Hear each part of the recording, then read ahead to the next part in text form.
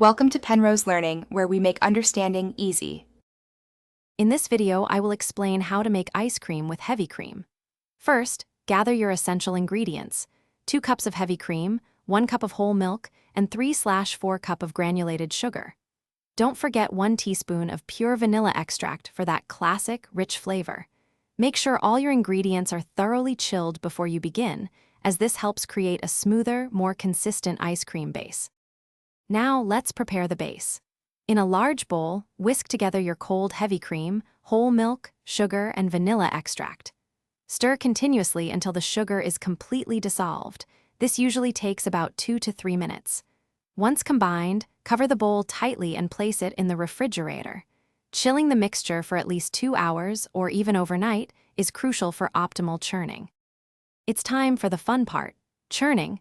Pour your thoroughly chilled ice cream base into your ice cream maker. Follow your machine's specific instructions, but generally, it will churn for about 20 to 30 minutes until it reaches a soft serve consistency. Once churned, transfer the soft ice cream into an airtight container. Place it in the freezer for 4 to 6 hours to allow it to firm up properly before serving. Your delicious homemade ice cream is ready. For the best texture, let it sit at room temperature for 5 to 10 minutes before scooping.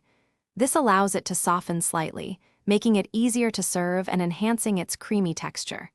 Enjoy your incredible creation in a bowl or a crispy cone.